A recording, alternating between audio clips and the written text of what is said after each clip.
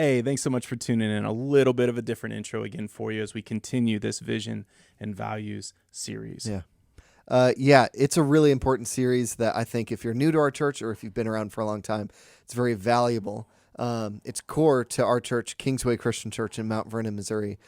My name's Ryan, and I am pretty new here. So if you're new, you're not alone. I've been here about 4 months as we're taping this. I'm the worship and discipleship pastor, and I'm just excited to see how these vision and the values are like panning out in our church community. Absolutely. And my name is Trevor. I'm the lead pastor and preaching pastor here, and I was a part of the team that put these together. And so as we're continuing this journey now through the values, I am stoked to see how they continue to show up, and now they are part of our kind of culture and who we are, and I'm excited to continue to pursue them and do that better. And I'll invite you in. If you've been a part of Kingsway for a long time, this is a really fun way for you to get to see that this stuff is working and that it's at work. Of course, things can always be better, but man, it's fun to see that some of this stuff is taking root. And if you're new to Kingsway, this is a beautiful way for you to get a chance to join in and to recognize what we're aiming for and the things that we're pursuing as a church. So I hope that this series will continue to be an encouragement to you and that you'll enjoy it. So thanks so much for tuning in, and enjoy.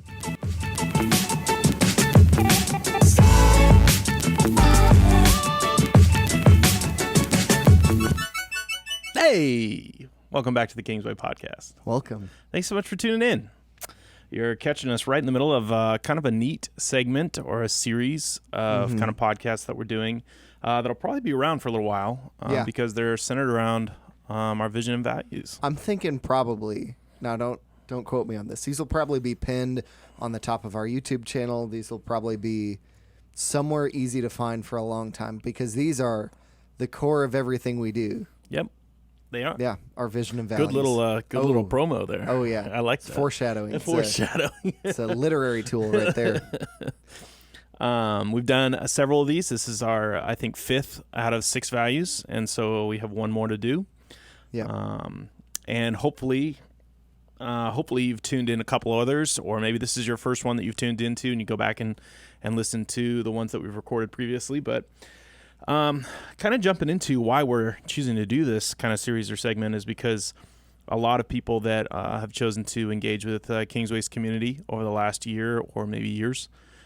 Corona's kind of done a good job of kind of mixing things up at times and giving us awesome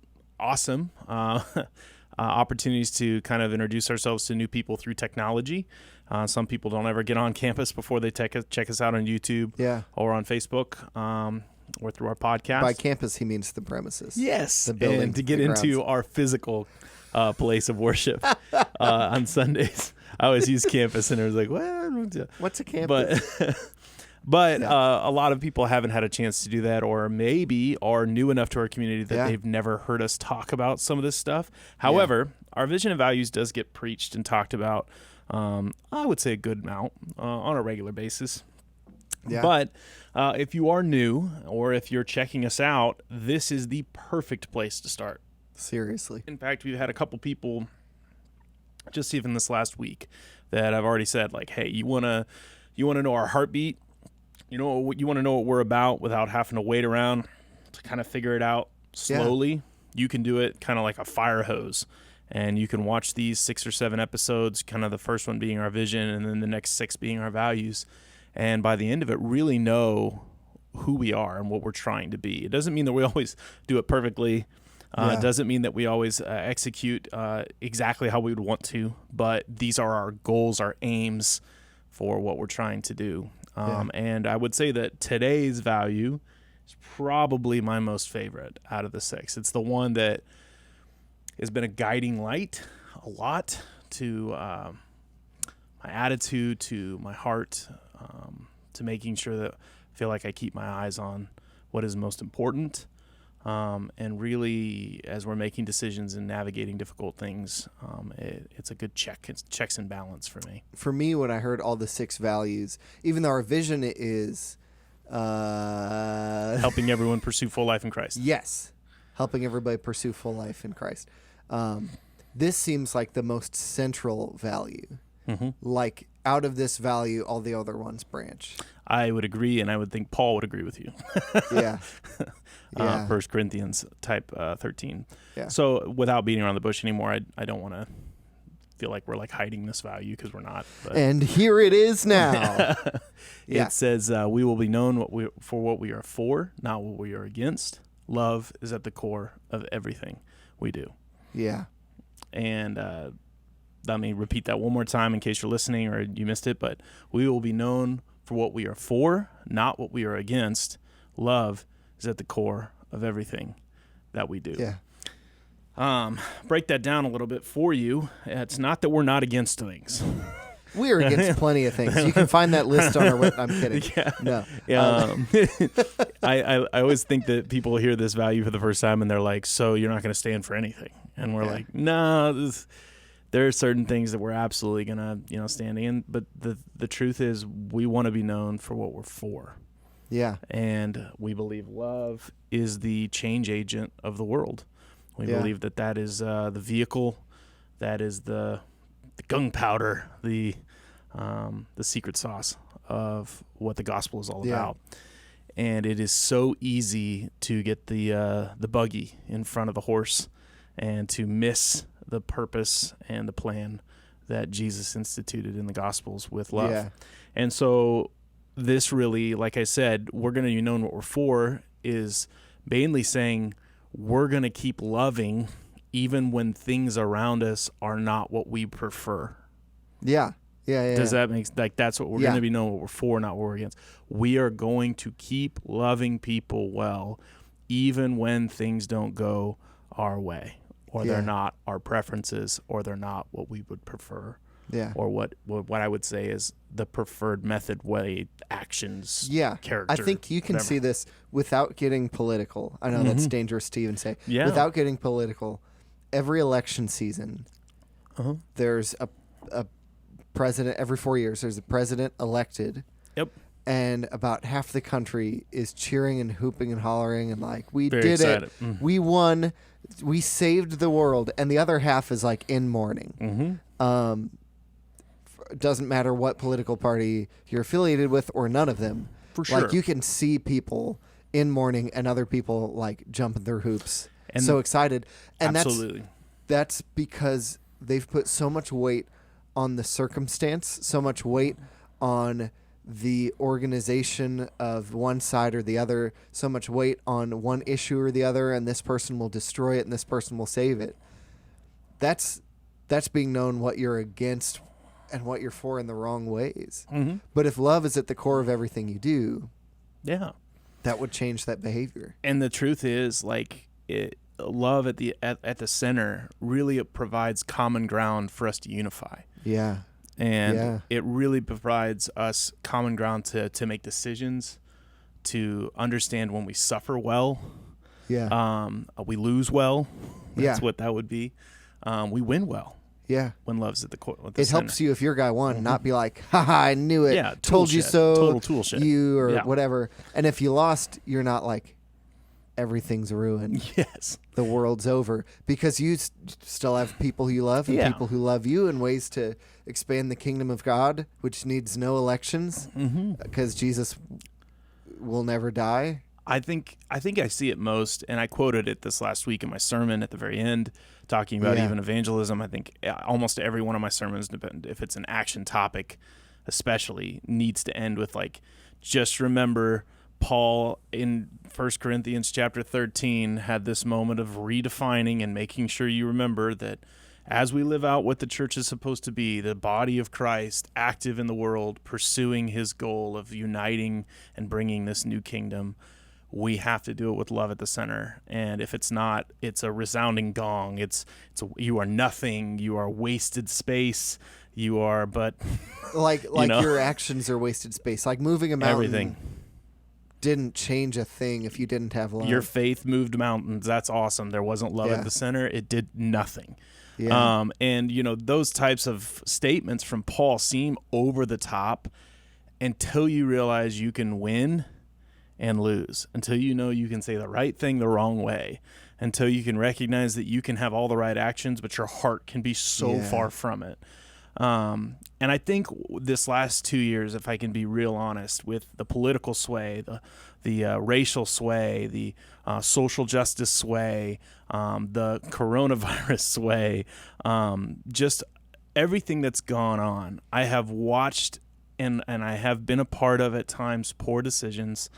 Luckily, not as many as I hoped that I would be a part of, or mistakes that I think sometimes were made. I didn't find myself getting wrapped up in. But man, this question, this value and what this does is make me question and pause when I get riled up, when I get angry, when I get excited, and when I feel like I've been vindicated.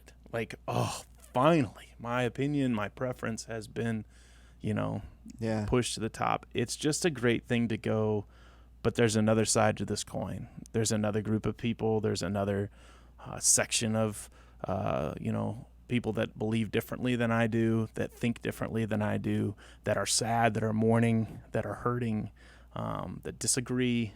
And really what it does is it makes you think like Jesus. He didn't think in us and they. He didn't think about them and us. He always was unified, that everyone is who God cares about. Yeah. And it's not to push away someone's actions or to nullify the choices that they've made in their life or to make the consequences of those choices minimized. But it's to remember the value of a person does not and is not determined by their actions. That is God-given. That is placed inside of them, much like honor is, right? That's one of the things that I've been learning a lot over the last year, that honor is a gift given by me to another person. It is not determined by their action. It's not determined by what they do. I choose to put value in them. I choose to place value in their life and who they are. Yeah. Or I don't. I think with Jesus, to clarify, with the weak and the outcast and the sinners, he showed a lot of grace. Some people would make the argument, well, he didn't show a lot of grace to the Pharisees and whatever. What is the most loving thing he could have done for legalists like them? And I say legalists in almost a autobiographical way. Like, I was at that point, I listened to John Piper too. I'm kidding. Okay. Yep. But like that, like, God works exactly this way. If you do this, you're whatever. That like rigid. What better thing could he have done for them than try to tear down some of their legalism? Yeah. And some of their self-built righteousness, And because that will get them nowhere. Any Pharisee that came with a humble heart and turned Nicodemus. Anyone, he opened his arms. Yeah. He was ready to welcome them. Yeah. There was no guilt or shame or hate. It was all an attempt to get them to see their blindness. Jesus only responded in that way because they were keeping other people from receiving his love, keeping other people from receiving his gift. And if anything makes Jesus mad, it is not people's actions or determinations that sometimes we assume are the worst of things. It's actually the things that keep people from getting to Jesus. That's what he gets most angry about. With sinners, he was like, let go of your life of sin so you can reach out to God. With them, he was saying, stop trying to tell people that God is like something that he's not. Yep. You're was keeping trying to yourself and them remove away. them. Yes. Yeah. And so what this ends up doing, what this value really does, to steal your thumb, at its core, Great. is what this allows us to do is to give into a deep sense of the calling of love. Yeah. It really allows us to go, to risk it, to see it as the win to love well. Yeah. And that sometimes looks like being taken advantage of. It looks like we're like, man, that's a lot of grace. That's a lot of forgiveness. More than they deserve. More than they deserve. Forgetting that. More than that. That's now, what happened This for isn't us. talking about abuse. No. This isn't talking about, allowing dangerous situations to go on. This is about recognizing that an extension of love, when we have the opportunity, when it only costs us our preferences, when it only costs us what feels right, in Yeah. the sense of our comfortableness. It'd be Yeah. much easier to write someone off that wrongs you than forgive them. Yeah. It'd be much easier to just do what's easiest and best for me than to love well. And a lot of times when you choose to say love is at the core of everything we do, it is a choice to do the hard things and to do the things that are not always in your best interest, but are Yeah. for the best interest of the ones you are trying to love.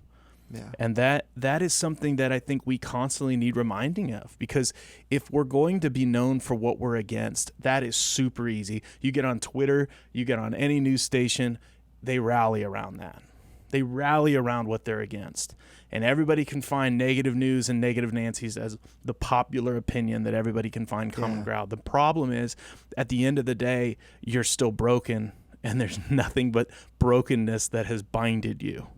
So would you say that if we were going to better define this, it would be self-sacrificial love is at the core of everything we do? Absolutely. Because it's not like I love carving wooden ducks. No. That is at the center of it. It's No. not like hobbies. It's or like, Jesus' self-sacrificial love Yeah. that we are responding or reflecting and allowing that to be at the core of everything. Yeah. And when we say we want to be known what we're for, we want people to recognize that when they show up and they're at their bitter, broken moments and they are feeling less than, or that they're feeling like they are not enough, that we are known to be for them just as Yeah. Jesus was. And that our self-sacrificial love is an attempt to elevate their life, to bring it to fullness, and whatever cost that may be, and to see if we can try to do that as Jesus would have. Yeah. I love it. And in the end, it's not a mission that just happens inside our campus, Yeah. inside our building, right? Yeah. This is supposed to be something that's lived out in our parenting and our marriages and our friendships and our businesses. This is a value that goes beyond our walls, and it's an attempt to say, like, love well when you do business. Let it be Yeah. at the core of everything. Love well when your friendships. Like, don't let, bitterness or brokenness or unforgiveness take root. Love well in your acquaintances. Like, and you meet that waitress and she gives you bad service.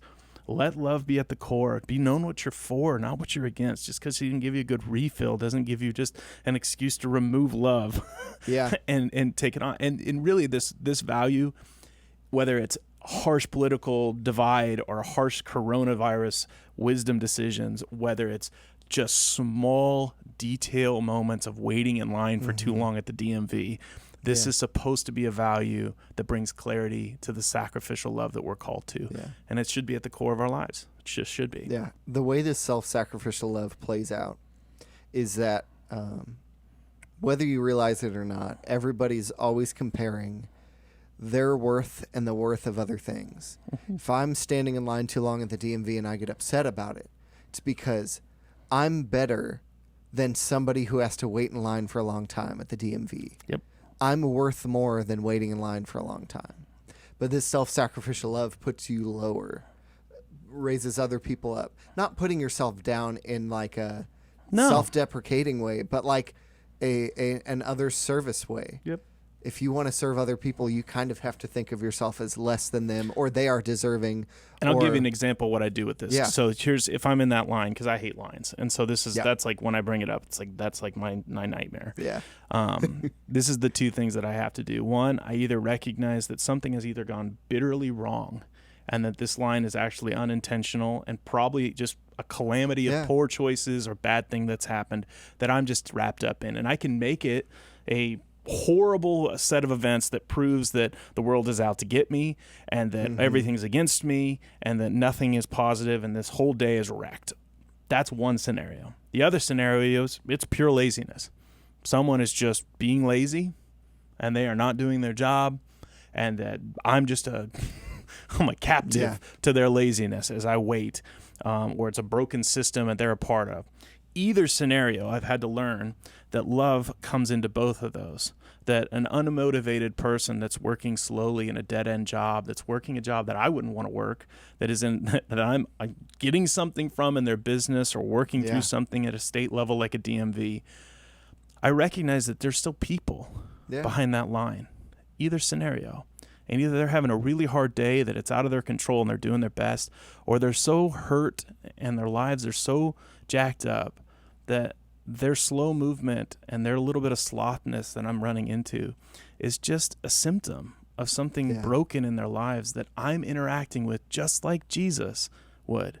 And that I can choose to either elevate them, ask them, treat them like a human being at a sacrificial level for my time, at a sacrificial level for my perfect schedule, or my energy, or for my set of things to get done for that day. Now, that doesn't mean that we can't want systems to be better or that I wish lines didn't exist.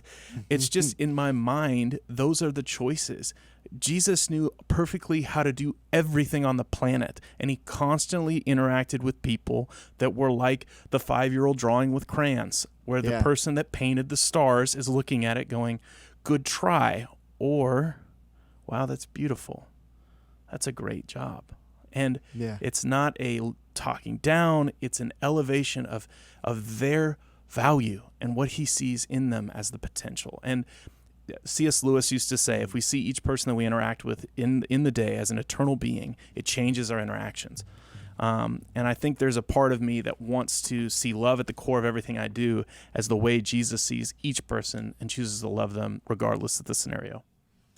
What are you looking up? This self-sacrificial, self-lowering, others-raising kind of thing really reminds me of a verse that I want to, or a section that I want to get really right.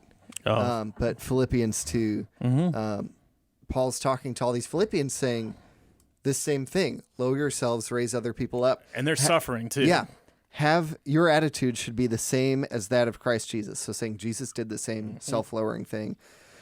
Who in being very nature God did not consider equality with God something to be grasped for his own benefit, but made himself nothing, taking the very nature of a servant, being made in human likeness. Now, if Son of the God of the universe to servant made himself nothing, very nature of a servant, in human likeness, like if that's not lowering yourself, I don't know what being is. Being obedient to death, even death on a cross. Yeah, that's the rest of this. Obedient all the way to that, even though he doesn't have to follow anybody's orders. Nope. He did that out of his own self-sacrificial love, which is at the core of everything we do. He did it when he washed his own disciples' feet. He was, even as a human, he was their rabbi. He was above them, and he put himself below them. And it's crazy because you used to see pain as inconvenient, and I used to see my preferences not getting meet as signs that maybe my life was just going poorly. Whereas I now see it as an opportunity where God works through those moments almost in more powerful ways to define what the gospel is. Where if I can take that moment in line and pull it from the chances of it being a moment of despair or frustration or anger and reclaim it through love to provide a positive moment in someone else's life and in my own heart, that I don't leave that space in a negative way affected by what I would say is a small sign of what the brokenness of this world is, lines, but actually see it as an opportunity for love to prevail, for love to show itself as a change agent for all things, and what I would say the operating system that God designed for the world, to be kind of this way that we can interact and see the divine become something that's active and alive in everyday situations, not only inside our walls, not only at Kingsway. And it really, you're right that this is probably the core value. It's the one that I find to be the most neglected at times, but also the most impactful when it's done well. And I think our eldership, I think our leadership, I think our staff, I think key volunteers recognize that this is the battlefront. This is the front lines of what it means to take the gospel into the world. One of the quickest ways I saw this at our church was our youth ministry. John Flowers is one of the greatest people I've ever met in my life. He's our youth minister at this moment, whoop, whoop. And I love him so much. Anyway, I'm going to stop that. But he's amazing. But when I showed up to my first youth group to just serve and help out and whatever, I noticed that this value, that self-sacrificial love is at the core of everything we do. And it wasn't slick programming and professionalism and looking really cool and putting on a great show is at the core of everything we do, but love. And so how that turned out is instead of a sermon where it's him talking down to everybody else, and that's not bad, but instead of a sermon, for this group of kids who, high schoolers at least, not a ton of them went to Sunday morning service, not a ton of them had any connections to our church other than each other and John. He chose to do more of a Bible study at a circle table kind of thing, where he could talk to them and talk to them about what they thought, involve them in it, give them a place to feel welcome and included and accepted, just welcome. Yeah. And what that means for them. And that bleeds into everything else they do too. What that means for them is huge. Oh, I hate to say it, but I don't think there's a ministry inside our building that doesn't at least take this into somewhat of an account. And I mean that, like, I'm not trying to, like brag or be like, oh man, we're perfect at this, but it really has become our DNA. And it's become something that even in the last year where we're trying to make hard decisions about difficult things, keeping people safe, following guidelines, watching the CDC bring stuff out for the coronavirus, changing our program, figuring out what we need to do, meeting people with different opinions, trying to figure it out and find common ground. Yeah. This was the clarifying thing. Like, whatever we choose to do, we're not going to do it vindictively. We're not going to do it with harshness. We're not going to do it as if we're disciples of the group who wants to make this decision. Yeah, we're not lording over anyone. Yeah. We're loving well. Yeah. And so we made decisions purely with this at the center of saying, this is how we love well. Yeah. And what that did is it freed our hearts to feel like we were making the right choice. And then it also gave us pure motivation. It felt like that we weren't doing it off our preferences. Yeah. It was sacrificial sometimes to do the things that we didn't naturally, wasn't our preference, but was the right thing according to what we would say was the sacrificial law of love. So that to say, like, that's not, we're still learning what this looks like. We still make mistakes. There are still times that we're like frustrated, but if you are listening to this and you've never heard this core value before, I dare you to let this. Ooh, look at this fly! Just interrupting everything. Get out of here, fly! Hate you flies. dare them. I dare them, and I dare you as the listener to implement this in your life. Yeah. To see if your wife would know what you're for, not what you're against in your marriage. To see if your kids would identify that you're actually for things more than you're against things. Not saying you're not against some things, but they identify what things you're for. Yeah. And it's much easier to just take a stand and just say, I hate.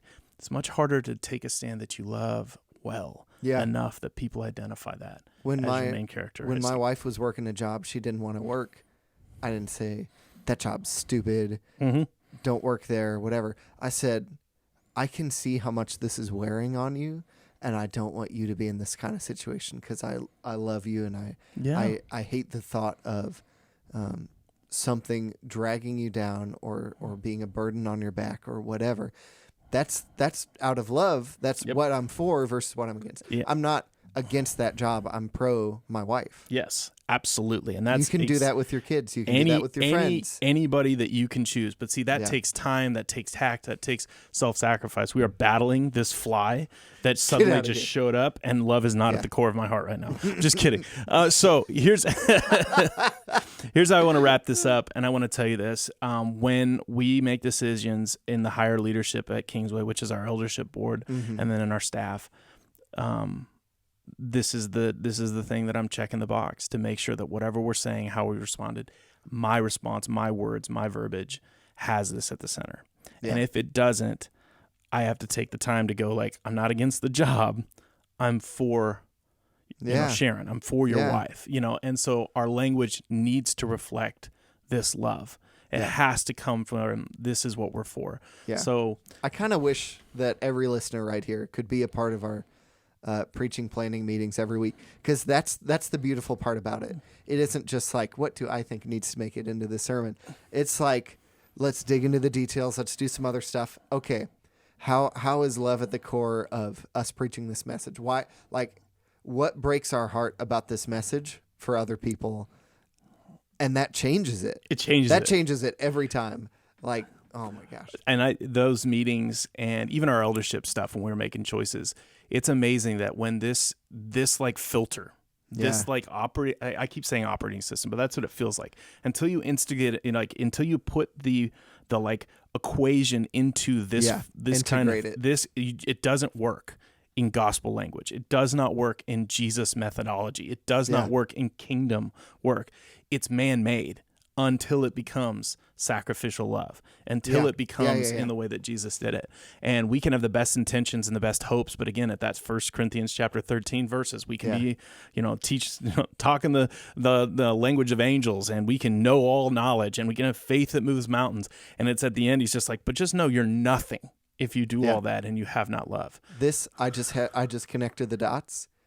This is an idea called cruciformity. Whoa. By Michael Gorman. Like, he's written a bunch on this. He was the guy, I think, who originated it. How to shape things in the self-sacrificial pursuit of Jesus. Yeah. That's it, man. Hey, yeah, that's one of our values. So cruciformity is love at the core of everything we do. Yeah. Oh, yeah. And so here's what I want you to do. Memorize that. Love is at the core of everything we do. What we know what we're for, not what we're against. If that was just your family value... Yeah. How positive would that be? Yeah. Now, it's convicting. It's easy to say over other people. It's hard to remember that's your operating system. How can that change your own actions, your own thoughts, inner dialogue? How can that change your own... I'll tell you right now, your selfishness and your self-control are going to be tested with your patience. Yeah. And it is a very molding, transformative thing, but it is definitely difficult. Yeah, that statement, love is at the core of everything we do, has its crosshairs on your selfishness. It's definitely one of those, like, pride is immediately out the window. Yeah. And it's difficult, but hey, thanks so much for tuning in. I hope you enjoyed this discussion. As always, you can always email us in more questions or put in the comments anything that you loved or confused about and you'd like to hear us talk about more. You can always reach out to Ryan, and we'd love to talk with you even one-on-one to give you more clarification, especially if you're new to the Kingsway community and you're just checking these out. So if you'd like to be on a podcast with us, anyone at all. I'm kidding. We also have one more of these coming out next week. I hope you'll come back and check that out. And if you're watching this later, all of these are in the playlist below, and you can check out all 6 of the values, get caught up, and then as well as kind of the introductory vision stuff. Yeah. Well, Ryan, thanks so much for picking up this discussion and talking through these values. I think it's really helpful. And I love hit that like button if you liked it, and share it with somebody if you feel like it'd be a good thing for them. If you're listening on Apple Music or Spotify or any of the other ones, the like button, the subscribe may not, I don't know. Yeah, it may not translate for you, but if you YouTube. leave a review, that is the thing that changes the algorithms. That's the thing that'll help more people find us and our podcasts. And so, if you're on those two, Apple Podcasts or Spotify, those really help. Or anywhere. Yeah, specifically, I know. I'm on a Podcast Addict on Android, and I really enjoy it. So. I used to be a big Podbean user. Oh gosh, have you heard of that? No, nope. No one has. Weird. Okay. Hey, well, if you know what that is, leave a comment, please, so I can learn. Hey, you guys have a great and glorious day in the Lord. We'll see you later. See ya.